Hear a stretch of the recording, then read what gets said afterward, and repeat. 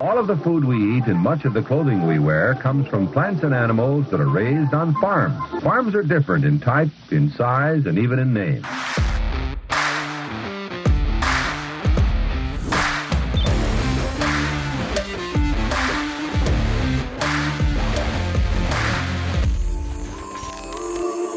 Welcome to Barn Talk. What happens at the barn stays in the barn, but not today. We're going to let it all out for you guys. Today is going to be another great guest episode. Got a great guest coming to Southeast Iowa to have an awesome conversation with us in the barn.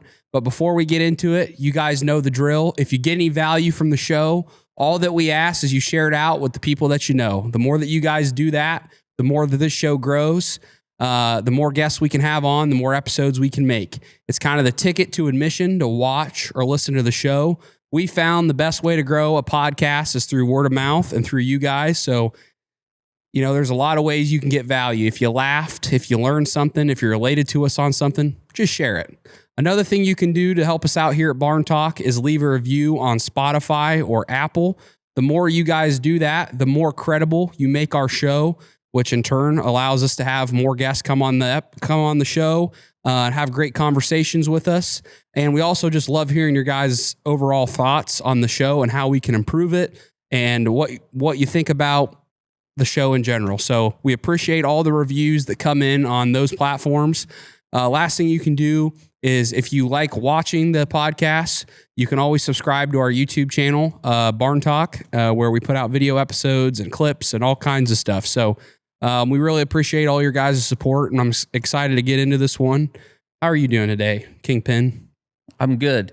Today, it's a good thing that we're doing this today. Our guest is venturing down from Pork Congress in Des Moines because that's going on, and I'm not there, but we're here, and that's good. Today is probably the last day for the winter season that we will not need the cancer cannon because it's pretty nice in the barn today. What is the cancer cannon for people that don't know? One of those forced air kerosene torpedo heaters. We call them the cancer cannon because if you've ever been in one, they're pretty good once they're running. They stink like hell when they start, and if you get one and you run it and it starts getting low and it sputters, every time it sputters, it just puts out a cloud of smoke. So yeah.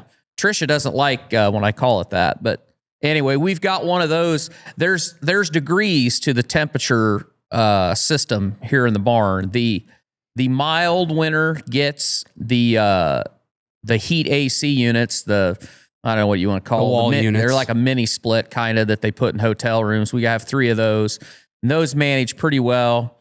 And then if you get a little wind or it gets a little too cold, down around 15, 20 degrees. We got a couple of Mr. Heaters that we run on LP pigs. But if we try not to do episodes when it's like 11 below, like it's going to be on Friday and Saturday morning. But if we have to, we fire up the old cancer cannon and get her heated up. And that works all right. But today's pretty good, but we only got one level of heat today, right? We don't have. Oh, we got the 2 Mr. Heaters running just because I didn't know what the tolerance was for the group that's coming today. So they'll probably get shut off once we get going. Look at you, you're accommodating. I am. I try to be. Yeah, I try to want guests to be comfortable. Yeah, I mean, I don't give a rip about you, but yeah, well, we all know that. For the paying clientele, we like to take care of them. Yeah, there you go. We do have some high quality clientele today. So our guest today is a farmer, but he's also the CEO of the National Pork Board. And he leads the Pork Checkoff funded promotion, research, and education project on behalf of America's roughly 60,000 pork producers. Before serving as CEO, Newman led the National Pork Board's market growth team. And he was actually here. We did a podcast with him a while ago. It's been over a year ago when he was in that role. And he also helped with domestic demand, health, and nutrition. And he is a very knowledgeable fella, down to earth, still raises pigs. Meat scientist, too. Yeah, I mean, there aren't very many people that, and we've said this before about folks that we have on here, it's kind of a unique set of talent when you can run your mouth like I do, but you're actually smart. You see, that's kind of the difference. This guy actually has he has real knowledge, but he can articulate. So we're excited to have him. So without any further ado, let's get into it. Well, we're live, boys. So David Newman, welcome to Barn Talk, or welcome back to Barn Talk. Yeah, welcome back. Well, I'm glad to be back. So thank you. Yeah, we appreciate it. So it's been a great year for pork producers after a string of not so great years. So what has happened this year? Well, really, what's happened since the last time we talked? Because we were really just kind of trying to find our way out of things the last time we spoke. Well, last time we spoke, I mean, but back this up to where we were a year ago, and even back it up to the year prior to that when I started at the pork board leading marketing. Tough time to start when everybody's losing $30 a head, right? Fast forward to where we're at now. The reality is, while there's been some supply challenges out there, the reality is demand's pretty good. And, we're coming off of another near record year on international exports.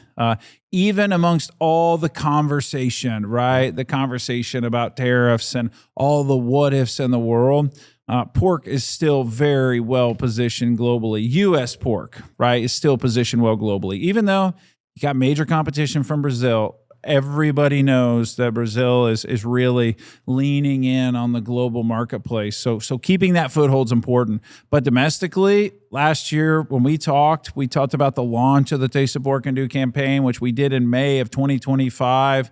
Really, a lot of people are realizing the opportunity that exists for pork. Yep. And I think that you're starting to see that come to fruition. We saw cutout was over $100 in December. In my life, I have never seen that. For people that don't know what a cutout is, what is that? If they're listening. Yeah. So when you think about cutout values and you hear about these in like daily reports, pieces like that, it's really quite simple. Cutout is the price a packer gets paid by breaking that pig down into its primal cuts or even farther into other cuts. You guys know about this well. Mm-hmm. And what can they receive that price? Take that price and subtract it from what they paid for the live hog, and that's the cutout value. Yep. So quite literally, because, meat guys, we're pretty simple, right? I mean, what happens when you literally cut out the meat and you get paid that price? That difference establishes where we're at from a threshold standpoint. And it gets deeper than that, but at the end of the day, it says if producers are making money and packers are making money and we're selling more pork to consumers, that's a winning proposition for the entire category. All the way around. That's right. Yeah. Mm-hmm. How much has, and this is a little off the subject, but I was just thinking about that because to the consumer, pork still feels like a bargain. That's the thing. Yeah. I mean, how much has the rise of beef prices helped the value of pork? Yeah. Well, I mean, you might imagine I get that question a million times. I thought I was the first one that thought that up. So I'll back this up and say I'm the third generation. My son and daughter will be the fourth generation on our farm. Diversified, fair to finish sow operation. We also run a cattle business as well. So it's no secret cattle business has been pretty good, right? Especially if you're on the cow-calf side. Now, if you're buying those 500, 600-pound calves, that's a different story. If you're selling them and you're listening to this right now, you're probably saying this has been a pretty good run. And so the realism to this scenario is, I'm not an ag economist, by the way, but we read this every single day. And the correlation between consumers trading from beef to pork is actually not that strong. Now, we want it to be strong, right? We want to think that when we think about, wow, I mean, how can ribeyes be $25 a pound and you're not trading down to a $3.50, $4 a pound loin?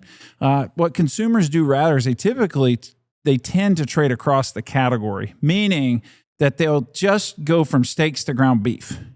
Right? Mm-hmm. But here's the secret sauce right now of what we're starting to realize is that the broader business, think food service companies, retailers are realizing the opportunity because we're continuing to hear this thing about affordability of food. Mm-hmm. We're continuing to hear about feed me, feed my family, and pork is an affordable nutrient-dense protein. right? This whole thing with the food pyramid now being turned upside down, all of that is beneficial to this red meat business.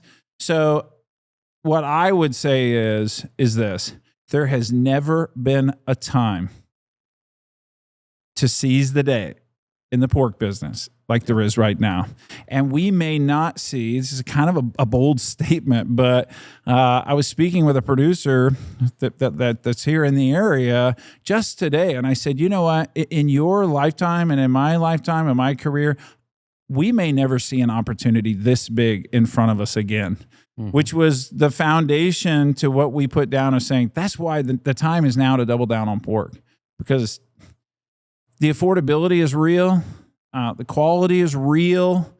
So we've got to make sure that we put that in front of consumers the way they want to see the product. And that's an important piece. What do you think on that side? What do consumers want to see on that product? Right. Is it more fat? Is it what kind of cuts they want? What are you seeing, or what are you hearing about that? Yeah, it's a great question, Sawyer. So it's kind of all of the above. So first off, the Taste of Pork and Do campaign is built not solely, but with an intense focus on flavor, because consumers are driven by taste and flavor. That is their preference. It's what drives them to everything they do. The type of coffee they drink, right? The protein they want to eat, the snacking they do. So first off, it's about delivering them something flavorful. You mentioned this thing about fat, and as an old meat scientist here, right? I say fat equals flavor. We know that. And if you don't believe it, look at people's obsession with bacon. Yeah. Right? Why are people obsessed with bacon? Because it tastes so damn good. Because it tastes good. This isn't rocket science. It's meat science, right? Yep. I mean, it's because it tastes amazing. So we've got to continue to focus on that, right, across the whole carcass, because we got flavor moving way beyond bacon. That's what's so awesome about the pig business, and a pig in particular, is that when you look at pork as a protein, you have so many different flavor profiles there. We literally have research that says pork has 111 different flavors. And I'll just give you an example. There's a huge difference between eating bacon, a pork steak, a pork chop, or ground pork. Yep. Mm-hmm. I just described 5 totally different eating experiences. So you got to focus on the flavor piece. And then the next thing Sawyer is about, there's a huge opportunity for innovation in pork, guys. I mean, huge. By and large, the reality is we still fabricate that carcass very much the same way we did 50 years ago. We still have a lot of, large primal cuts, things along that line. The reality is consumers today are eating smaller portions. They're cooking totally different than our parents did. I think we talked about this last time, but I mean, there's more air fryers in homes than there are coffee makers. But we gotta meet them where they're at and actually give them something that will literally fit in the appliance that they're cooking in. So we've got to think about different flavors. We've got to think about portion size. And I think it's okay to get innovative and think about some of the further processing items. I mean, it's no secret that chicken has done a very good job innovating, right, around some of those cuts. This isn't about trying to mimic chicken. That's not what we're going to do, right? Pork has its own unique position, but let's innovate and let's think different. And that will keep this cut out. That will keep this demand on the rise with the current population we have in the U.S., and not just focusing on the international market, which we're going to continue to do. But we got to think about the 20 billion pounds of product that we sell domestically. Yeah. Well, you read my mind, because my analogy, as I was sitting and I was thinking about this campaign that you guys launched, is, and I consume a fair amount of chicken, mostly wings, mostly buffalo wings. But needless to say, we won't hold that against you. Pork is, like you said, I mean, it is its own thing. And you have everybody from the barbecue crowd, because that's a totally different, that smoked meat thing has become such a phenomenon in this country, down to the ground stuff that, people that are, well, like you, that are like, to me, eat the most boring, what can we put with rice and eat to hit our macros? We got to hit our macros. Right. I hit my macros. I don't worry much about it. But that's what to me is great about pork. And I think your campaign kind of, when you start something like that, you never know. Like you never know how the world's going to change. But do you feel like from National Pork Board's standpoint that like that campaign at that time and that messaging, like everything with the food pyramid and everything else, man, do you feel like you kind of hit it? I mean, I'm going to take a liberty here, and knowing that you guys love to say controversial statements, so I'm going to jump into this, right, and say, I think it's working. Yeah. And I think the timing, really exhibits that this is a different pork board than you've seen in the past, okay? Because we identified the problem and we ran at it, right? And we knew that this was an opportune time. We talked about earlier here, right? That this price between other proteins, those type of things, that's really important. But, we already do own a huge portion of breakfast and barbecue, but it's so much more than that. And the opportunity when you tie in all of these individual pieces and you look from the time we launched, which was the week of May 6th, and you look from the week of May 6th until now, the pork business has been really, really good. Now, I'm going to tell you, are we going to take full credit for that? Absolutely not. But I will say this. One of the pieces when we launched was that this can't be done in a vacuum by the National Pork Board. Go out here and tell everybody else what we're going to do. Before we did anything, we went out to the rest of the business and said, if we're going to do this, we're going to put a serious amount of money towards it, enough money that you're going to take us serious. And then we want your advice on how we work together, right, to create what I call the halo effect, to say, if you get everybody to believe that we can do this and you put your money where your mouth is, and we're going to do the same thing, that if we invest in that, we can raise the whole portfolio. And you're starting to see it. It's not just international. You're starting to see a huge demand lift here. And again, affordability has something to do with it. But, you mentioned ground pork is one of the biggest opportunities that the pork business has in front of it. And for the first time, literally in the last 50 years of producers talking about ground pork, finally, you can find it in retail. Finally, you have packers running ground pork lines, and we are doubling down on ground pork in 26. If you can win in that category, because it does meet younger consumers in a really good spot. Thinking about meat as an ingredient and not center of the plate. How does it go with rice? How does it go with vegetables? And more importantly, how does it go with authentic dishes? Authentic Mexican, authentic Chinese, authentic Korean, authentic Italian. Pork is at the center of all of those, maybe not as a chop, but as an ingredient. Mm-hmm. And there's just an enormous amount of opportunity there as we move forward. Mm-hmm.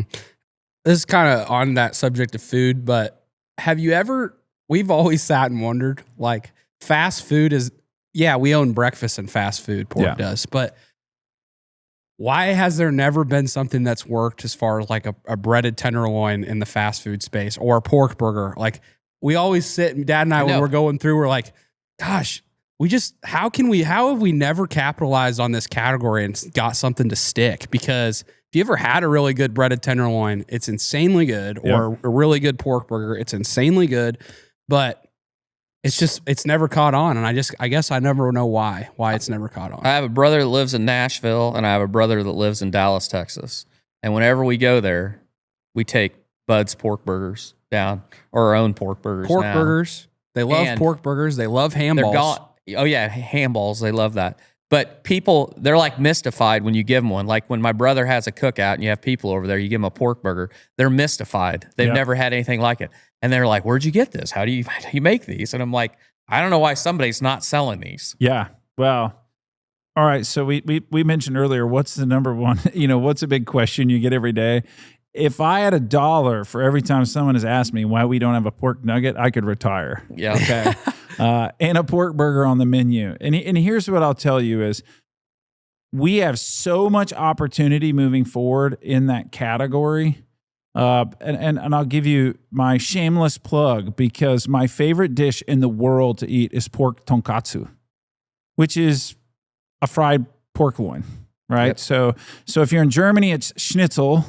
If you're in Washington, Iowa, it's it's a country fried pork steak. And if you're in Japan, it's a piece of loin that is then breaded, but it's breaded with panko. Yep. And it's a game changer. I mean, it's so good. And it's one of the most authentic eaten dishes in Asia. So I do think that there's opportunities we tap into the market. What I think is important is we don't just try to mimic what everybody else has done. I have 2 kids, and trust me, they've eaten enough chicken nuggets to last a lifetime, right? Because why? It's convenient. Yep. Mm-hmm. It's quick. It's consistent. And it's consistent. We can do that in other categories. Sawyer, your question about why don't we have a pork burger on the menu is one, and I'm just saying this because it's the truth. We haven't probably done a good enough job of just really pounding that out at QSR, which is quick serve restaurants, right? Really thinking about how we can work with them. You get a lot of limited time offers. Think about the McRib, think about other items like that. But how can pork own something that's unique? Now, there's some balances here. One is just the massive market size of where chicken is at in that category. The other side, there is some other components. If you think about religion, and you think about you have a portion of the population who may not consume pork, and then if you think about the idea that you would have to change your kitchen design around and have a separate cooking utensil, those are huge hurdles to overcome. But to me, it's not about just let's go try to get this with everyone. Let's chase people that are really, meat centric, and let's try to really encourage them to think outside the box and something different. And I'll give you an example, if you don't mind. One of the things we're doing in 2026 is we're launching a new multicultural campaign that aligns to the Taste What Pork Can Do strategy. Okay, Taste What Pork Can Do doesn't have a good literal translation in Spanish, so we have another one that is still focused, another brand campaign that we're launching in 26 to go parallel to what we're doing in Taste What Pork Can Do. And if you want to know why, because the population growth in this country for the next 30 years is going to be mostly Hispanic. And I was just recently with the agency that we're working with on this campaign, and they said, here's some interesting stats. There's more salsa packets sold in the United States than there's ketchup. Really? And there's more tacos sold in the United States than there are hamburgers. Wow. So when you think about authentic and you think about carnitas, El Pastor, all of these dishes, pork is at the center of that. Yep. Those are easy categories we can win in and make sure that someone else isn't taking our place. You can have authentic carnitas, it better have pork in it. Yeah. Right? So that's a huge opportunity. Double down on that. Don't go away from the other opportunity. We're going to keep working there. But if that takes 5 or 10 years to achieve, and it takes years and years and years to penetrate someone's menu, especially if they're really, really big. Let's celebrate the fact that we move hundreds of millions of pounds of sausage and ham, right, at breakfast. And then let's continue to hammer down in that other portions of the category where we can really dominate as a protein. Yeah. It's good. That's all good. Sounds good to us. When you, sorry to cut you off. Go ahead.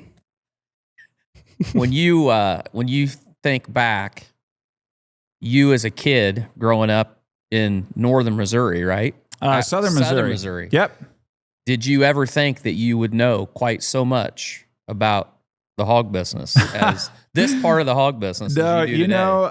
That's a great question. So here's a little fun fact about me. So I was actually born in Pocahontas County, Iowa. I was born in Pocahontas, Iowa, more specifically, and my parents were involved in the hog business up in Northwest Iowa for years. Think about that explosive growth in the early 90s. My family was originally from Southern Missouri, where my family, our family farming operation still is today, that my wife and I own and operate. I grew up very traditional farm boy, right? And look at me, right? I was great for driving T-posts and just, I was like a piece of farm machinery. So I spent my years livestock judging. I was a state FFA officer, did all those things, but only until I went to college. This is the way I've always said it is. I spent my whole life thinking about animals from the outside in. And that's a different perspective. Then I went to college and I got into this meat science area and I started to think about livestock from the inside out. And that is a radical mind shift. Yep. And that really honestly changed the trajectory of my career path for my life. I wanted to be a veterinarian and I changed and I went, this meat thing is way too cool.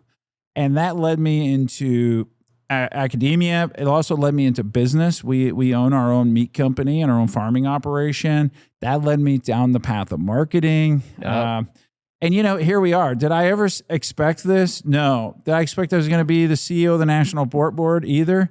No. But sure, I'm glad I'm here. Yeah, absolutely. And I'm having a lot of fun because I'm very passionate about this business. My family has made a living from pigs my entire life. I tell my kids, hey, everything we own is because a pig exists. Yep. And that's really important to me. So I guess the only way I can say is I practice what I preach. Yeah. And you can bet that I eat a lot of pork. So Yeah. Yep. yeah. Yeah, well, no, it's awesome that you've, actually come from from actually being a farmer, and Right. you're the CEO. I mean, is that the first time that's ever happened? Has the CEO always been a farmer, or not? Yeah, I mean, that's a good question. I mean, if you look at that lineage over time, definitely there's people who've been involved in agriculture, row crops, other things. Some maybe I can't even speak to because I don't know. But when you look at where we are now, the answer is yes. I'm the first CEO at the Pork Board who really came from the business. And I hope that gives confidence to the producers we represent every day to say, hey, I have literally experienced getting our teeth kicked in this business. I mean, I was a teenager in 1998, and I've seen our family literally lose nearly everything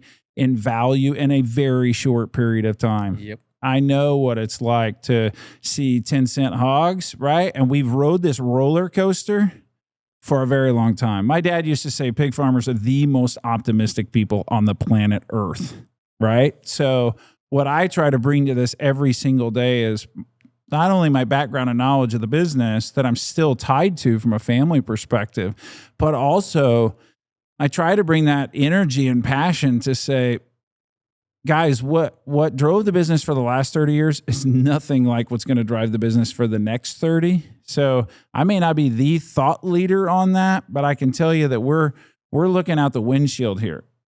And there's a reason the windshield's a lot bigger than the rearview mirror. People love a history lesson. I want to see what's out here in the distance, and I see a lot of opportunity for pork. Yeah. Well, let's go back just a little bit in that rearview mirror and talk about growing up on the farm. What did it look like as a kid growing up on your family operation? What did a typical day look like? What were some of your fondest memories? But then what does it look like today? I mean, I know you said it a little bit where you are, but kind of give that full look into. Okay. Yeah. Great. We want to know David the farmer. You want to know David the farmer? Yeah. All right. Well, so the Newman family, we were pretty wild. So I grew up 4 siblings. I'm a twin, by the way. Okay. Nice. So twin sister though. But I grew up in a very, what I would say, traditional farm family. You guys understand this. Diversified, where we farm in southern Missouri, not a lot of crops, a whole lot of pasture ground. So pigs were always our bread and butter. They have been literally for, as I mentioned earlier, for generations in my family. This has been the core of our business. We've always been in the cattle business as well, but hogs were everything we did. So when you think about it, very traditional. I mean, I watch your videos, this whole getting up in the morning and loading hogs, working through the weather, working through all of the different things that happen on our business, which there are never any 2 days that are the same. Was very traditional in the way that I grew up. Now, we actually ran a commercial operation until the late 1990s. So we contract grower, worked with a large packer. It sounds very familiar, right? Brought a lot of that mentality that we had in Northwest Iowa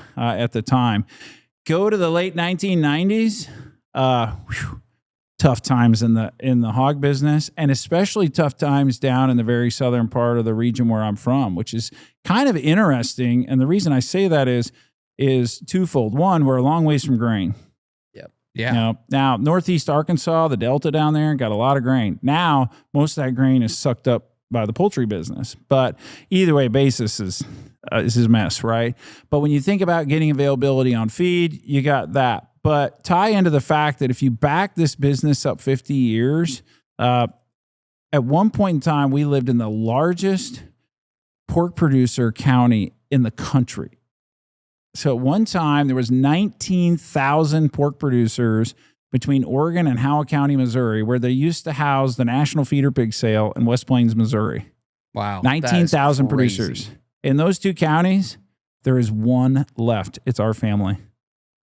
We're the only pork producer left in both counties.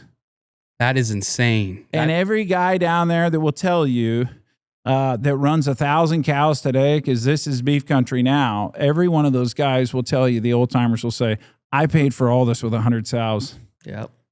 Wow. And it's fascinating. Yep. That is incredible. It is. It is. So I grew up with that. You think about, there's some guys who were like legends in the pig business. One of them's name was Pig Paul, Roland Pig Paul. He was part of establishing National Pork Producers Council way back in the day. He lived just north of us. And what they did is they brokered all those feeder pigs, which were born out on dirt. And then they would broker all those feeder pigs to Iowa, because this is where all the grain was. And, and there was a lot of guys that made a living loading hogs on 2-ton trucks and driving pigs up here to Iowa to put them on feed. And eventually, as the industry started to consolidate and things shifted, pigs just left that part of the world. So very interesting. Here, the Newman family stays in the business, but we realized we were going to have to do something different and think radically different. And radically different meant, if we were going to play ball in the pork business, we were going to have to go for quality over quantity. So in our family's business, we switched from the commercial side of the business over to the purebred side of the business. We really, we doubled down on the Berks, and we entered into the restaurant business in New York City. Wow. And then on the West Coast as well. And we have been chasing that trail for 25 plus years now. So it's, what I tell everybody is, my dad used to say, I spent about $4 million learning how to merchandise meat the wrong way. Yep. Mm-hmm. And I take all those lessons into what we do every single day, and thinking about what I do now to say, this is producer money. I have that experience. You can lose a lot of money fast. Mm-hmm. I have that experience, but there's a lot of opportunity. And so I'm really proud to say we're still at it. Yeah. We have a great team. We survived. And sometimes agriculture, as you guys know, is about surviving. And here we are. We've built something that we'll be able to pass on to our kids, while still being able to take advantage of opportunities like what I do now. And I'm incredibly proud of that. That is something to be really proud of. Yeah. That's awesome. Well, man, I mean, I have so many questions just kind of inside that story. Like when you said there was 19,000 pork producers in those two counties, how fast did that dwindle down? I mean, like 2 years? Was it over about a 10-year time? Yeah. But if you really look at what happened in the 80s, literally the late 1970s, it was heyday. I mean, if we ever, do a Zoom or a Teams call, and you ever look at my office, right behind me is the fender of a 1972 Chevrolet 1-ton truck. And this is back from the family days when people painted their name on the truck, right? And so the family name was on the driver's door, which doesn't exist anymore. But on the fender was hand-painted Hog Farms. People were, if you were a hog farmer, you were somebody, right? So, when the business shifted and the industry really translated from North Carolina to Iowa, right? The commercial side of the business. My dad was managing a sow barn up in Pocahontas County. You look at this thinking about having a sow barn that had more than 1,000 sows in it. Whoa, man. That was unheard of. People came from all over the world to think about how to replicate that model. Yep.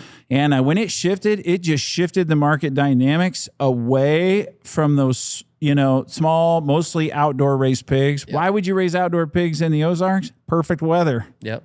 Perfect climate. Soil that you're not raising corn and soybeans on, right? That old hill ground was pretty good to do that with. And so a lot of those guys used hogs to diversify markets. I mean, you guys have heard these stories. You could sell a truckload of pigs and go buy a brand new pickup and still have a couple $1,000 left over. Yeah. And of course, trucks didn't cost $90,000 then either. Yeah. But it changed pretty quick, Sawyer. I mean, when it was gone fast. Yep. The group size changed. That was as much of it as anything as people started expanding, all these buildings started getting built, and nobody wanted small groups of pigs. Right. Nobody wanted small groups of feeder pigs. And then the health changed I was gonna because ask that part. Like I've talked to Dave Eichelberger about this many times. When he was selling feeder pigs, he'd go to Kelowna on Wednesday and go to Keosauqua on Friday or Thursday. And thousands and thousands of feeder pigs, all commingled. And nobody gave a second thought about health. You drove up there and bought a set of feeder pigs that had been mixed with every other pig that was there or very close proximity, brought them home and raised them. Yep. So you had the group size got bigger, but then the whole health things changed. Oh yeah. And separate site came in and we started fighting disease, and that changed everything. Changed everything. And if that didn't get you, then the 90s did. So the whole world changed. It was tough, right? It was. Well, and I want to give you your flowers on, going direct to consumer 20 plus years ago. Yeah. I mean, that's innovative. It was before. That was talk about that a little bit. That's pretty awesome. So, it was a story of resilience in our family. No one in our family could imagine not being in the pig business. That conversation wouldn't happen at our kitchen table. But it's also saying, well, this isn't working. Right. Something in this equation is not working. And so, it was really interesting. We started by literally, we still had 1,100 sows. Okay. This would have been 1998. We were running about 1,100 sows, and we started by buying like 25 Berks. Well, we'll see how it goes. We'll raise them up. Then you got to figure out how to get them bred. And it's an interesting ride, right? These are not your typical, hogs that we had dealt with in the past. But if you went back into the 60s, in the 60s and early 70s, my parents had 300 hamp sows. That was a big pig operation in the 1970s, right? And so we knew something about raising pigs that way. And I'm going to give most of this credit to my parents at the time because I was a lot younger. But we started saying, well, how are we going to merchandise this? So we did the absolute wrong thing. We tried to start at retail. Learned a hard lesson there, right? Yep. There's a lot of competition out there in the world. But then we actually started to hook up with literally going in the back doors of restaurants.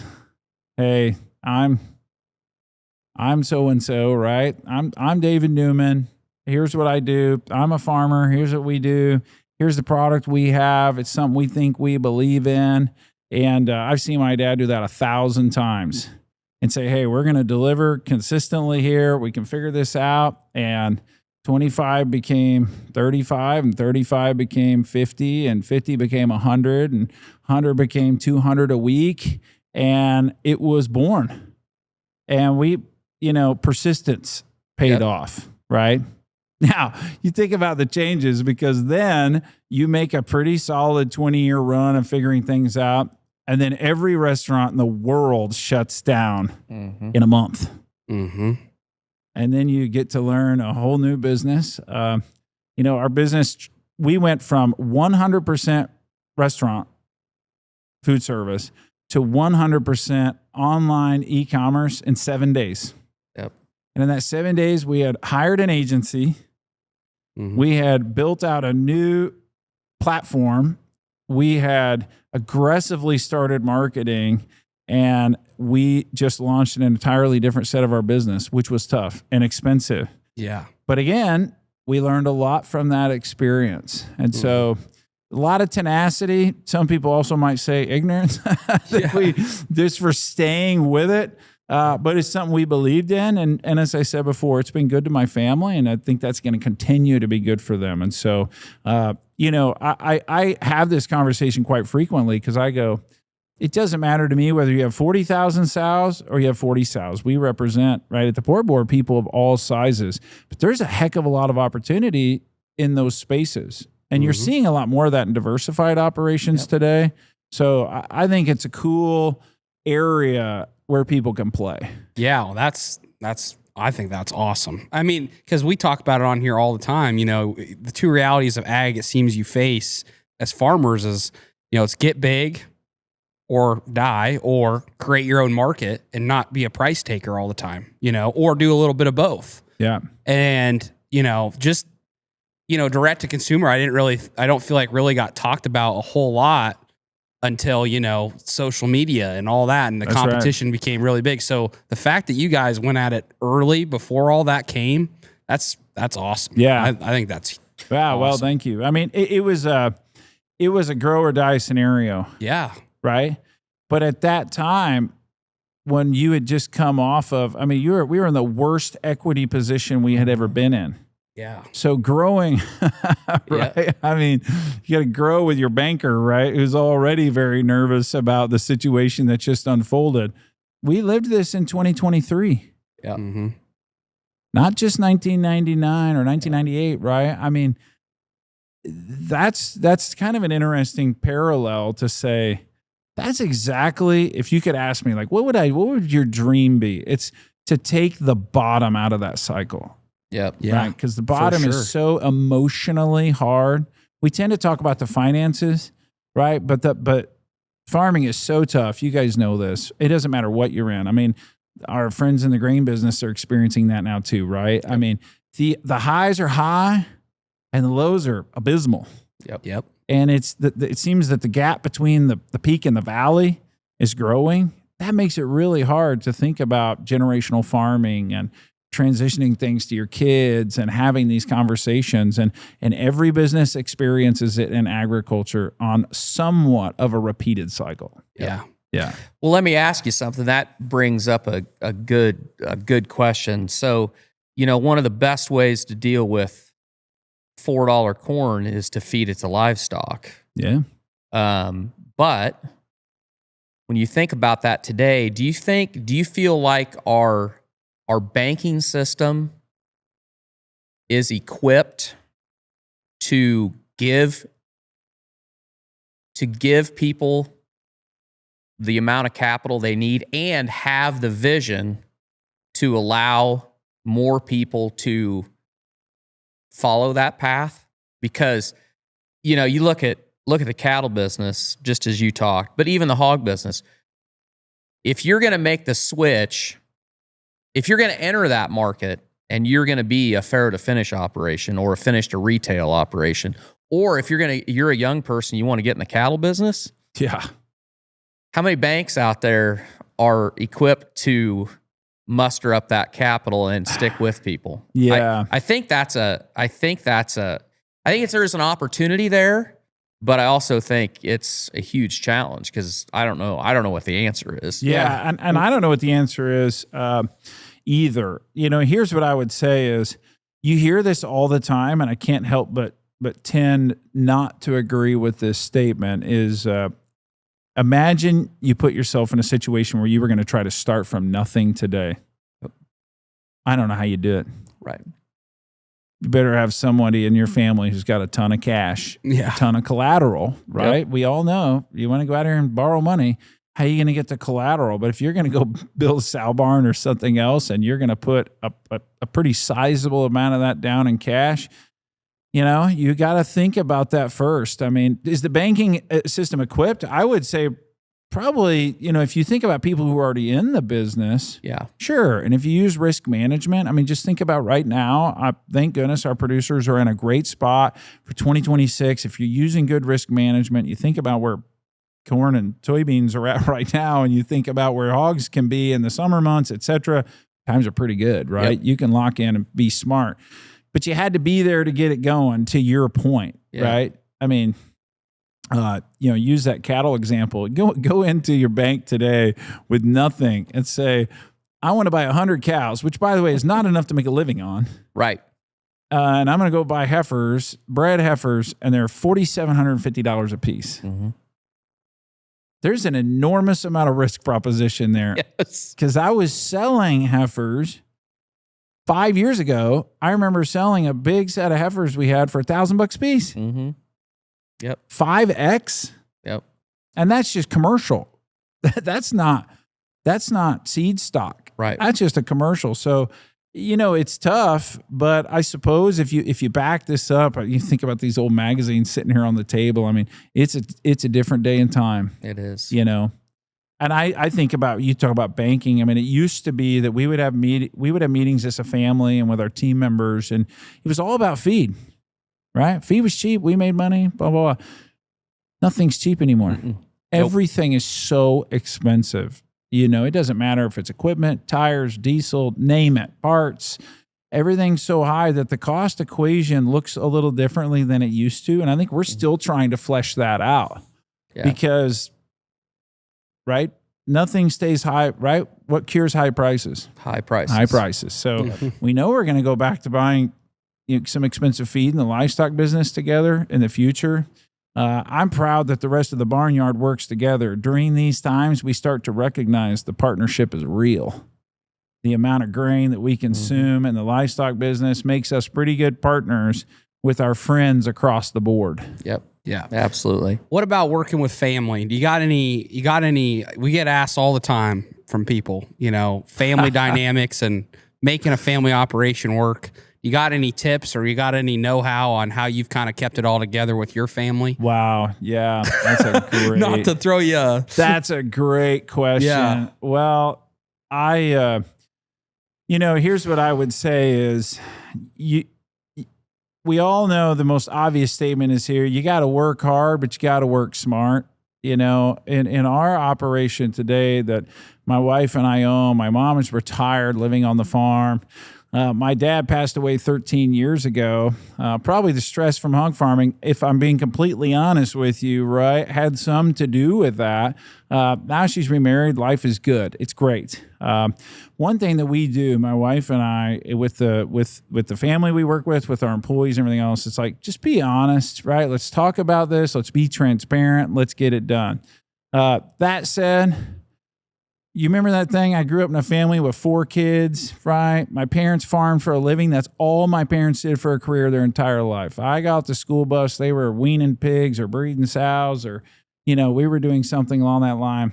I've seen claw hammers thrown. I've seen people run off mad. I've seen windows get broken. I mean, I see me and my brother beat ourselves half to death. I mean, I've seen it all because it's such a unique lifestyle growing up on the farm, right?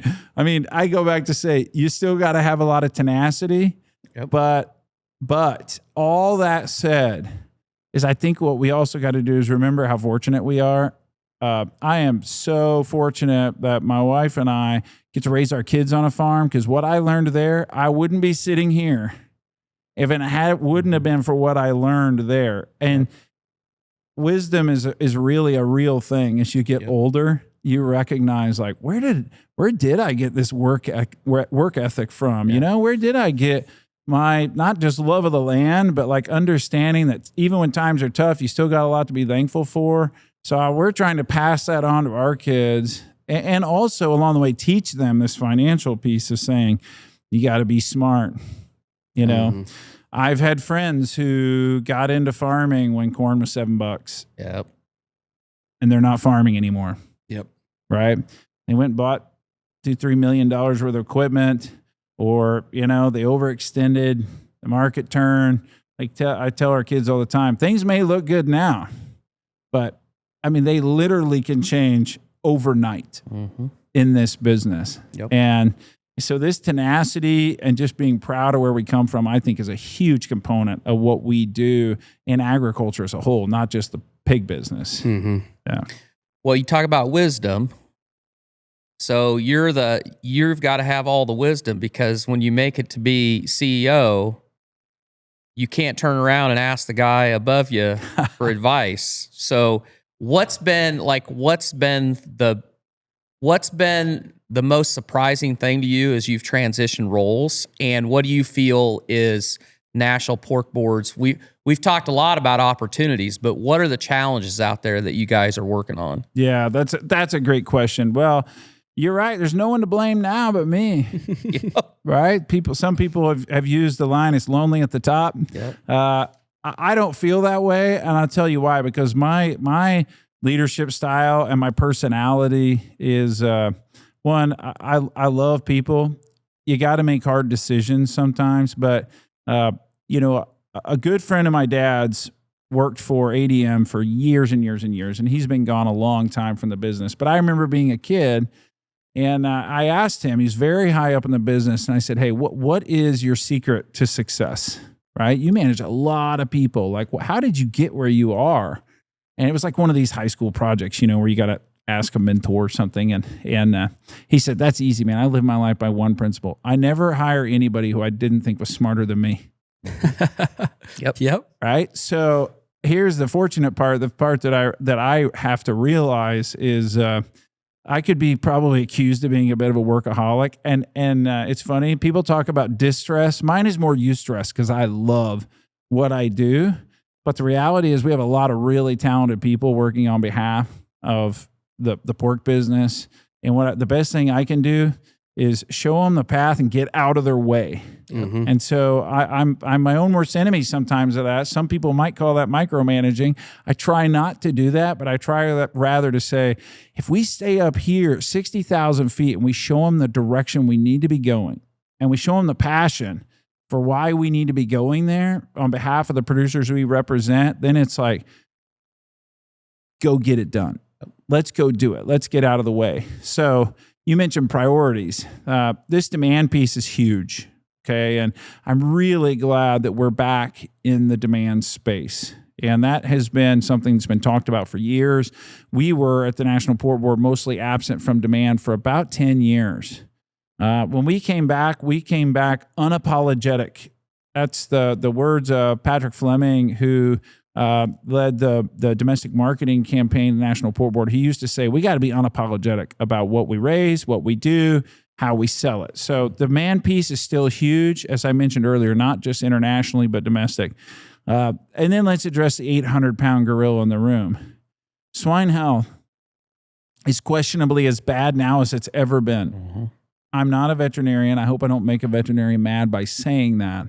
But I've been living in this business my entire life. We're constantly talking about swine health. You know that thing when you go from 19,000 to 1? We have one site that's been PRRS negative for 28 years. Yep. That's because of proximity, right, for us and some diligent work. But if you take a look at the broader business, endemic disease is still a huge challenge. Mm-hmm. And so we're really focused on a national swine health strategy. And the thing is what does that mean? Because if you just go out here and say, well, we want to continue to prevent foreign animal disease, which is true. Yep. Thank God we don't have ASF or any other foreign animal disease, because that would be market limiting. That's important. But how do we actually tackle this endemic disease work? And for the first time ever at the National Pork Board, we're using a word and testing out a word that is pretty controversial in the pig business, okay? And that word is eliminate. Mm-hmm. Like, can we eliminate PRRS? Yeah. And a lot of people will tell you no.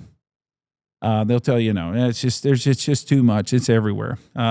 We have eliminated diseases before, okay? Yep. And they were totally different. I respect that. But something I said at Iowa Pork Congress when I spoke is I said, here's my perspective on the word eliminate. If I ran the American Cancer Society, I want to eliminate cancer, okay? If I were in that role. But the reality is it might take 100 years for that to get done. But we need a North Star. Yep. Because one thing is for sure, there's no benefit to any of us having PRRS, right? So we got to think about PRRS, PDV, some of the other endemic diseases that are actually impacting our producers every day, because it's costing us billions of dollars. And it's just another, I mentioned this piece earlier about like how emotional the farming business can be, right? And how psychologically hard that bad times can be. Disease is the same way. Mm-hmm. We tend to think about the component of having dead animals, which is tough. It's tough on the finances, right? Especially when they're 240 pounds and you're dragging them out of a building. That's tough. Yeah, it's not fun. It's not fun. It's demoralizing. It just gets to be repetitive. But it's mentally demoralizing, right? Yeah. That's a real mental health thing. So, I mean, it really ties in the human side of our business to say there's many reasons we need to talk about this. But do we have the answer to eliminating PRRS today? Nope. No, we don't. We're not going to lie to anybody and say that. But what we are going to say is, how do we focus on making sure that everybody, all these acronyms in the vet community, that we get everybody together and say, this is an opportunity to hit the reset button and admit to ourselves that we can get better and that we can get better on behalf of the farmers we represent. So I think those priorities are there. And the last thing I would just say is, we have 42 state pork associations with 42 sets of problems.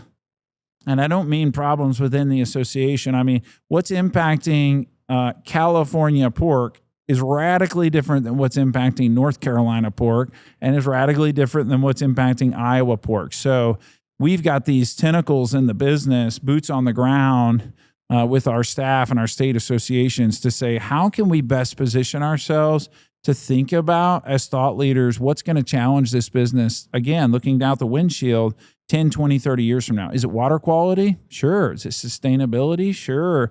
Is it profitability and all the other sides of this business and swine health? Yeah. But we can't be all things to all people. We got a finite, we're like a farm. Yep. At the National Pork Board. We have a finite amount of resources, right? And so we got to deploy them the best way we can to maximize the return for you guys. Yeah. Mm-hmm. Yeah, that was good. I mean, PRRS is not fun. We've explained it on this show a lot. People that don't know the pig business, they don't understand. But I mean, it's a challenge we've been facing for a long time. I don't know. Before we got on the podcast, you said your dad mentioned a saying about PRRS. Do you remember what that was? Yeah. Well, so there's a couple of sayings about PRRS. If you go back to the early generations of my family, they called it mystery swine disease. Yep. And then it became this thing called PRRS. And even when I was a kid, PRRS was something that was mostly in the sows, mostly in a sow barn. Now you think about it in finishers and elsewhere, and you go, ugh, this is tough. It just the problem keeps growing. But actually, a producer in Northwest Iowa who happens to be on our board of directors, and I'm going to butcher what he says exactly, but he tells it the profit reducing. He has a really good saying, and now of course I can't think of it, but it's just like, it basically says like, this is demoralizing and it's losing us money. Yeah. Mm-hmm. And it's so true. Mm-hmm. So I think it's our responsibility to go out here and think about the big things, and if you go all the way back to the beginning of this story, I'll say this, like, at some point, 40 years ago, a group of farmers got together and said, man, I don't have time to think about all the things that are impacting my business today about marketing. And I mean, they didn't even talk about sustainability then, right? But they talked about environment. I don't have the bandwidth to get that done. And that is literally where the checkoff system was born. Yeah. Not just pork, but the other, right? I mean, corn, soy, beef, name it. There's more than 20 of them. And I think it's pretty cool. And I still think it's very relevant to say, wow, you're putting in a fraction of an investment and you got a whole staff of people who literally wake up every morning dedicated to making your business more profitable every day. That's why we exist. Yep. And if we don't do that, shame on us, right? You got to stay focused. Yeah. And that's the most important thing in what we do there. Stay focused on what matters. And that's those strategic priorities we talked about. Mm-hmm. Let's kind of switch gears a little bit. what about labor? What about labor in our industry, but agriculture in general? I mean, it seems to be more and more of a problem as time goes on. And maybe this isn't talking to CEO on the National Pork Board. Maybe this is just you putting your farmer cap back on for a second. Yeah. But I mean, do you see that problem getting worse? And if so, how do we battle that? Is it AI? Is it? I mean, I talked to a guy the other day. It was like they have some sows and they raise pigs for themselves, and he's like, we can't get anybody to chore barns. Hell, we don't even want to chore barns. It's just getting harder and harder to get guys to chore pigs. And so, we have the conversations all the time. What's it look like? Is there going to be a camera at the end of the feed line? And maybe you don't get to barns every single day. I just didn't know if you had any thoughts or things that you've run in your own head about it. Well, if I had the solution to labor, I probably wouldn't be standing here. I'd be running some awesome labor company. But I can tell you from my own experience, labor is a challenge. I mean, we know that. I mean, I'm stating the obvious whenever I say labor is a challenge. But, I think that if you look at where we've come over the last 20 years, I think labor is going to continue to be a bigger problem. Now, we don't work on the policy side of the business, of course, at MPB, but these visas, right? Employees that are coming in. If you look in the Delta, for example, down near where we farm, you think about that. There's a lot of visa holders that come in from South Africa, a lot, right? Yeah. And all the farmers there will tell you this. If it wasn't for those guys, we couldn't get our crop out. Yep.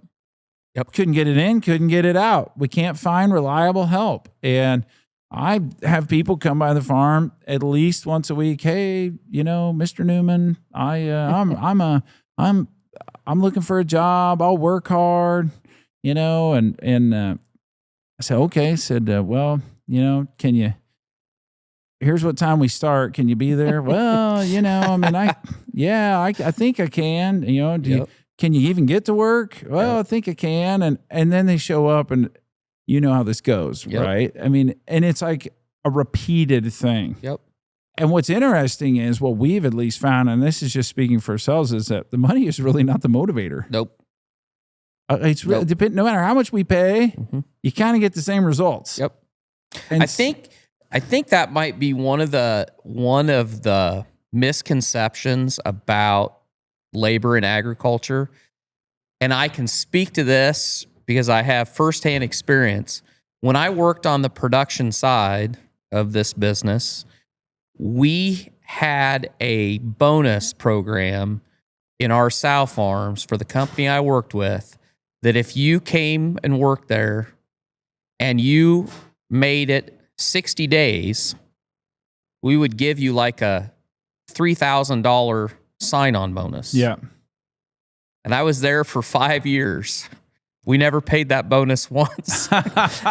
And so people are like, they don't understand why you need the visa program. Right. That's why, because the money, it isn't about the money. No. It is, and in past, like in older generations, as we grew up, the concept of a job that you had to do every day, that you couldn't, whether you didn't feel good, whether it was raining, whether it was snowing, it was just something we did. Yeah. Every day the pigs had to be fed, the pigs had to be moved, this had to be done. And a whole generation of people, whether it be the hog business, whether it be the cattle business, the poultry business, even grain farming to a certain degree. But today that's not, that concept, people, that's just foreign to people. Yeah. And so it's very difficult. We'll move on from that. My son is 13 and this weekend we were just having this conversation about labor. I'm like, thank God he's 13, and he's a hoss too, right? Yep. So, I mean, he's been able to reach the clutch since he was like 8. So my life is complete, he can move equipment around and we're in a good spot. And I was just telling him this weekend, this thing about labor. I said, hey, I'm going to rely on you for this and this and this. Cause I said, no one's ever going to care like you care. Yep. No one's ever going to care like we're going to care. Right. Okay. And that's something you got to start like thinking about now.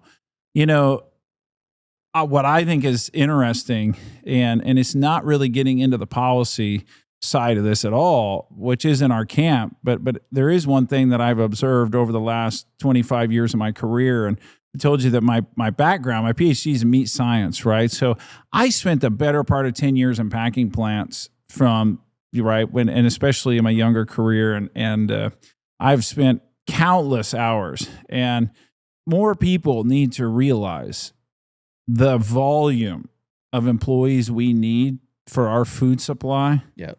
And it's not just on the farm, it's on the processing side. And if you take a look at that population today and what it takes, and you think about all the policies and everything else that are surrounding that, if we don't think about how we're going to fix that, who's going to do it? Exactly right. Where's that labor going to come from? Because there's just some things. This is my opinion. There's just some things a robot's not going to do. Right. Right? I mean, I tell my kids all the time, hard work, critical thinking. You get those two things. My kids, I say this to my wife all the time. I'm like, we stay on the path we're on with our kids are going to run the world. They're going to be able to write a blank check because people aren't going to know how to jumpstart their car, change a tire. I mean, I think our parents and grandparents said this too, by the way. So I hope that it works out better than I anticipate sometimes. But my neighbors were dairy farmers when we grew up. Yep. And they had kids that were our age, and they would come help us, and we'd work cattle, and we'd do something with hogs, right? We'd go over when they were cutting silage, and I've climbed and leveled a silo more times than I care to remember. Put up hay, right? You just got it done. And when I look at technology and everything else, and it's been amazing.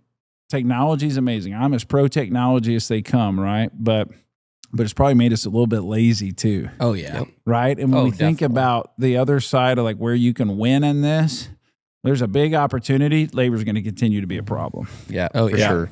Yep. What's the biggest opportunity for pork board when you look out on the horizon? Yeah, that's a great question. I mean, I'm gonna go back to say the biggest opportunity is where pork's position can land in the next 5 to 10 years. Go back 40 years, pork was the number one consumed protein in the United States. That's pretty amazing, right? Just 40 years. Where we're at today is truly a transformational time. I keep saying it all the time. I've already said it once on this episode here, but I'm telling you that if you ask me what is the biggest opportunity for pork in general, it's this opportunity to really capture demand, to capture a generations, and put pork back in a leading position. Okay, are we going to get to the number one protein in the next 5 years? Nope. Probably not. But you got to think long term, just like in business. You got to think long term what's possible. I believe that. And we talked about the demographics of the United States. We talked about the opportunities that are out here globally. The biggest single opportunity in this business is to reposition pork. Yep. And if we do that, then we have truly met our mission. Right? We say consumer focused, producer led. Well, I can talk to you all day long about the things that matter on your farm. And I've lived that my entire life. We can talk about swine health. We can talk about, building design or pumping pits or power washing. I'm really good at that. Whatever you want to know there. But at the end of the day, you really want to make sure that we're also thinking about your end consumer. Yep. Because this entire business revolves around one theory. A consumer walks into a store or a restaurant, they choose to buy pork, they cook it and eat it, and they like it enough to repeat the process. Yep. And if that doesn't happen more than 25 billion times a year, and that's if they eat 1 pound a time, then we don't exist. And it doesn't matter whether you're selling slats, feed bins, combines, building supplies, doesn't matter. It will change the business forever. So I think our single biggest opportunities with the consumer on behalf of the farmer we represent. Yep. Yeah, I think you're 100% right on that. I mean, We drink that. I'll drink that Kool-Aid all day long. We kind of touched on exports a little bit in the beginning, but we didn't really go that deep into it. I mean, overall, how are you feeling about exporting pork out of the country? I mean, it's a little uncertain. I mean, it's just different from, I think, even a year ago when we talked to you last. Oh, yeah. So what do you think overall about it? Are you optimistic? I'm still optimistic. I mean, again, all things considered, we still had a banner year in exports. So Mexico continues to be an incredibly important trading partner. Yep. So think about Mexico, a ton of success in Central Latin America as well. Canada, of course, Japan, one of our longest trading partners over time. I'm very optimistic, especially if you look at what's happening in Europe. I mean, this decline of agriculture in Europe is a real thing. Yep. Add in some other blows, African swine fever, right? I mean, the pig business has been hit pretty hard over there, but regulation and environmental activism, animal welfare, all the things have happened in Europe, which has about regulated a huge portion of their food supply out. So that creates an opportunity, right, on the global marketplace. So I'm still very optimistic. And there's a but in here. The but is that the one unique thing that the one unique position we're in today versus where we were 5-10 years ago. And it's just the realistic side of the business is that the United States is no longer the least cost producer. Okay. Mm-hmm. I mean, the Brazil has a very strong agriculture sector, as you know. I just spoke at the World Meat Conference down in the Mato Grosso region of Brazil about 8 weeks ago. And you travel through that part of the world, and it's pretty fascinating, right? You start thinking about what the opportunity looks like. And, my wife or my brother, somebody asked me, like, well, what do you think? And I said, parts of that must be what the United States looked like back in the 1950s before we built the interstate system and before we really started to be able to move product out of the Midwest even better. Because you can see the opportunities real. So the reason I say that, Sawyer, is that we still live in many parts of the world that are still emerging and developing. It's still a price game. Mm-hmm. And so we have been that least cost, high quality. We still have the highest quality, safest pork in the world, right? That isn't going to change. But when it's a price equation, we have competition now. So we've got to start thinking about quality, how we differentiate ourselves in the marketplace beyond just price. We've got to start thinking about this domestic side of the business as well, because what's going to happen here is that from 1990 until where we are, if you look at it on a chart, it's just unbelievable. Export growth, right? 1995, we were a net importer of pork. That crazy. 1995, we were a net importer. Today, we export 30%. Yep. Right? And whether it's offals and variety meats to China, which is crucial, that's a huge value per head basis to us, or it's hams and loins, going to other parts of the world. We're not going to go, the forecast is we're not going to go from 30 to 60. Mm-hmm. Right. Right. And by the way, I mean, we probably have to ask ourselves, is that even where we want to go? Yeah. It's a pretty big reliance on a very fragile system.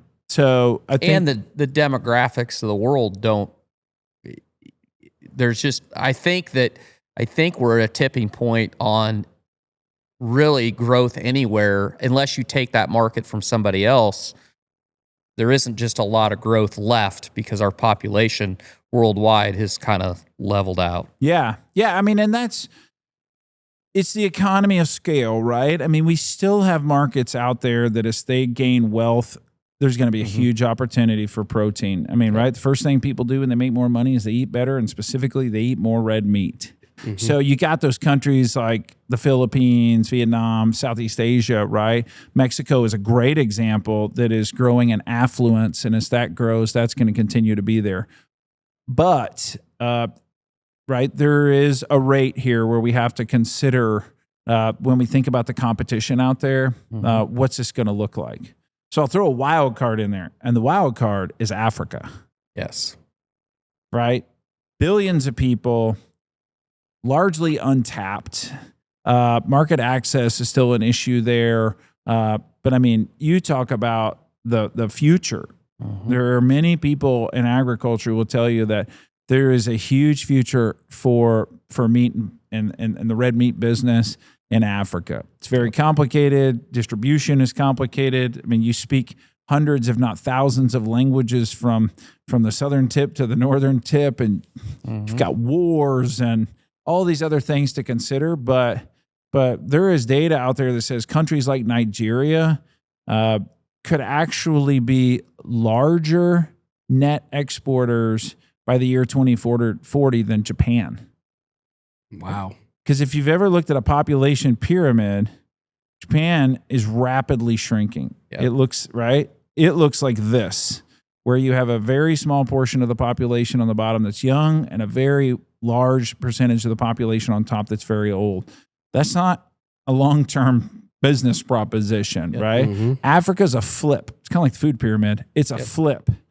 They have a very small percentage of population that's old and a huge population that's young. So as that becomes the new frontier for the economies of the world, agriculture and food is going to be right at the center of it. And you're already seeing that because other countries are trying to develop there. The Chinese are trying to develop very rapidly in Africa. So where does the U.S. play in that? That's my wild card to international markets moving forward. Yeah. But without it, it still is it's a leg of the stool that we sit on.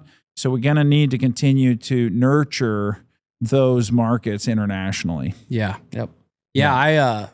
I've never been to Brazil, but that excites me what you said about Brazil. Like talk a little bit about it more, because I'm just curious in my own personally. I'm curious to, like, when you say it's just like takes you back to old days of agriculture. It's just when you say there's so much opportunity, do you mean like in all of agriculture in Brazil, the pig business, cattle, everything? I mean, what is it? So, I mean, there's a couple of factors, right? And we'll just start with the most basic. There's a huge advantage if you're in the agriculture sector, and particularly if you're in the grain business. There's a huge advantage to the statement "no winter."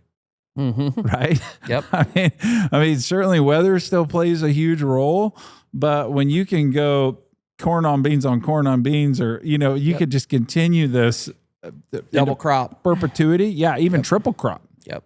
I mean, they can get a third crop in the ground. That alone tells you the whole story, right, of what the potential could be.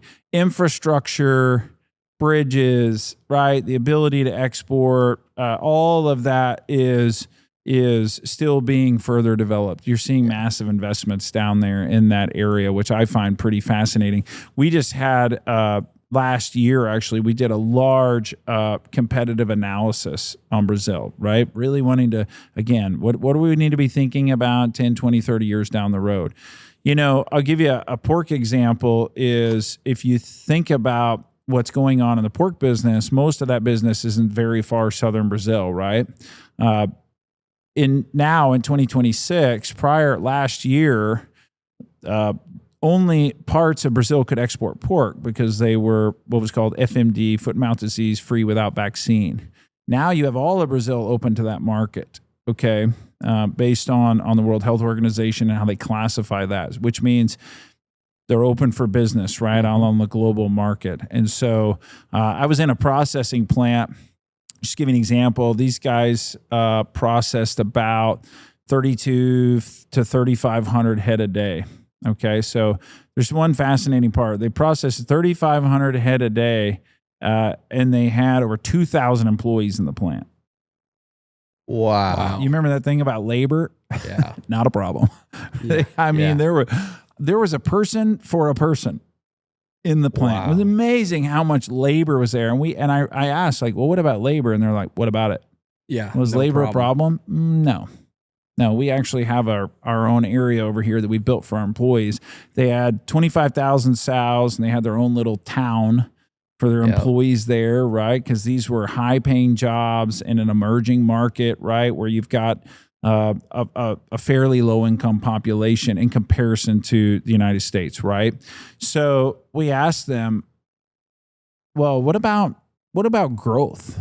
what are you thinking about growth? And they said, well, we want to double. And I said, okay, well, when do you want to double? And they said, oh, next year. We're going to double next year. Yeah. And then we're going to double again the year after that. Not our growth plan is double over the next 5 years, right? No, we want to double now. Yeah. And we have the market to double now. And so, unlike what the United States did, my analogy of the 1950s is this isn't going to take 30 or 40 years to catch up. Yeah, because the technology. The technology's already there. Mm-hmm. We made most of it. And the capital's coming from outside. Outside. There's people down there that are investing in it. Yeah. And, we've been, U.S. farmers have been going to Brazil for a very long time on trade missions and talking to the Brazilians, whether it's on how to effectively grow corn or soybeans or raise hogs. When you think about the meat business specifically, the Brazilians have dominated the red meat and poultry sector on exports. Yeah. Pork is kind of the up-and-coming opportunity for them. They've already figured out how to export a tremendous amount of poultry and beef out of Brazil. Yep. A very carnivore-driven society, by the way, right? Yep. And they're learning and taking those learnings and applying those over to the pork sector, and that's where you're going to see a lot of growth. By the way, there's no PRRS in Brazil. Yep. And there's a lot of technology used in Brazil that we don't necessarily use here in the U.S. either. So as we start thinking about, what lean gain efficiency looks like, what the cost of production looks like, what the cost to feed them looks like, what labor looks like, if you don't look at that and tell yourself, I really need to keep an eye on that as a U.S. producer. You're probably naive to what's happening in the rest of the world because it's going to continue to grow. Now, in comparison, we are a juggernaut in comparison. Sure. Right? This isn't going to happen overnight, but in some of those key markets, there's a lot of very tense competition today. Yeah. So, well, that's that's great insight. We say it all the time on here, if you're just blind and don't know what game you're playing or what field you're on, you got to know what's happening to be aware of it so you can make better decisions. Yeah. And that's scary to the U.S. producer, but it's also the reality. Yeah. And so what are you going to do about it? You know, what can you do? My favorite analogy about situations like that is there's a guy named Joey Miller, and he says, you don't want to be in a situation where in business or in relationships or life is like deer hunting and you're the deer because it's a sport and only one person knows that they're being hunted, or only one person is hunting and the other one doesn't know. Right. You don't want to be the deer. Yeah. So, don't be the deer. Right. That's exactly right. And I think it's important because, part of the reason that we have touch points to the entire globe, and it was an area of interest for me and has been for the last 25 years. I've been very fortunate to travel all over the world and look at the pig business. I lived in Europe for a time and worked for a pork company there, and just really to try to understand the heartbeat of the business and what's happening. I think your point is dead on. But this does go back to another point we made, is that moving forward for the next 10, 20, 30 years, the things that differentiated us in the marketplace before are different than what's going to differentiate us in the marketplace moving forward. That involves product quality. It involves even some things that sound very simple that are not simple at all. Portion size, case size. Yeah. I was in the Philippines last year. I was in Manila. And you still have a lot of Southeast Asia that's got all these wet markets, which are fascinating. Yeah.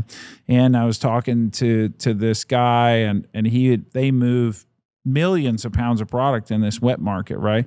Most of it brought in on mopeds. Yes. Wow. Not on reefer trailers, right? Yep. The worst traffic in the world is in Manila, by the way. If you've ever been there and you ever rode a Jeeply, you would know that. And he says, what's the hardest thing to do, Newman? I say, what? He says, you ever try to put 3 60-pound cases of pork on a moped? Yeah, not very well. Not very well. Doesn't work. Right? But he says, those 10-pound cases sure do work better. Yeah. Well, that's a huge thing. Yeah. To think about portion size, boxing, the price associated with all of the above, changing operations in a plant, switching lines. So when we think about what differentiates us in the marketplace moving forward, we just have to be keenly aware that what we've done in the past is it's not going to be what makes this tick in the future. Mm-hmm. Yeah. Yeah, because if you're the logistics guy buying those boxes for 60 pounds, that looks like a bargain compared to buying for 10 till you don't get the market, until you can't sell it. Yeah. I mean, that it's such a big world, and having to start with that end buyer and work all the way back. Oh, That crucial. is, I mean, well, but you have to do it. Yeah. the rest of the world just needs protein in general. Yep. Right. Mm-hmm. So what each market needs is so uniquely different. I mean, that's why we work with the U.S. Meat Export Federation, because they've got offices in more than 25 countries. The cultural nuances and the relationships drive this business. Yep. Mm-hmm. You know, if you're going to go talk to someone in Japan, you better know something about Japanese culture. Mm-hmm. Yeah. Or you're not doing business, right? You want to go talk to someone in South Korea or Mexico or China or Africa. You better know the market. Yep. And have a very good understanding of how it works and how cold chain works and how supply logistics work. And you got to build those relationships, because a lot of what we do, literally tens of billions of dollars worth of business, is built on that. Mm-hmm. Yeah. Yep. And literally, we built the backbone of America off of that. Mm-hmm. Yep. I mean, we lived through we're living through one of the greatest times in agriculture. If you think about the way we grew and the technology we put in place, but we can't forget about that fact that customer's changing, and they're changing on every corner of the earth. Yeah. Mm-hmm. Yeah. For sure. What about you? What about you and your family farming operation personally? When you think about, talking about understanding what field you're playing on, how optimistic are you about the future of your family operation, and what are some things you're looking at implementing or changing or thinking about when it comes to your operation moving forward? That's an interesting question, Sawyer. I mean, if you ask me like what keeps me up at night, man, cost definitely keeps me up. I go, my gosh, do I want my kids to worry about the fluctuation in the business and the way that this has happened over time? Because it's still a tough business to be in, agriculture as a whole. The ebbs and flows we talked about that, the difference between the valleys and the peaks, they get pretty big. What I'm optimistic about, and I'll just say, you asked about my family individually, it's really interesting. I think that part of the strength in our future is diversification, right? So, because we are very well diversified across multiple proteins in this particular case, because we are in the cow-calf business, we're in the hog business as well, that has played to our advantage, and it's allowed us to grow in years because we couldn't grow in the other. It's allowed us to invest from one to the other. Now, your banker looks at that sometimes and goes, are we still at net neutral? Mm-hmm. Right? Yeah. You go, yeah, but we're not behind. Right. Mm-hmm. But we're not going backwards. You can see progress. You can still see things being repaired. You can still see a building going up. You can still see equipment that's not terribly outdated. But we got to be smart about that stuff, right? But I'm optimistic that if we stay diversified and we don't put all of our eggs in one basket, it's probably going to work the best for the way our system is set up. Mm-hmm. The caveat is everybody's geography is a little different. I don't live in row crop country where ground costs $30,000 an acre either. And I don't own any of that ground that I can sell for $30,000, otherwise. Yep. But a lot of the ground we have is pasture ground, right? Hogs don't require nearly the land requirements. So we're thinking like, how do we grow this? And if our kids want to take it over, can we make good decisions? We're going to continue doing, the direct-to-consumer thing we've done in the past. We'll continue to invest in that. And I think, to be honest with you, that business is only going to get better. Mm-hmm. Yep. Are you back going to restaurants again? Absolutely. So you're doing both now? Both. Yeah. Oh, yeah. Nice. Full bore. Yeah. Nice. Yeah. Yeah. That insanity of 2021 was pretty wild, right? Mm-hmm. But the tough part was the gap in between was like someone shuts the switch off, turn it on, shut it off, turn it on.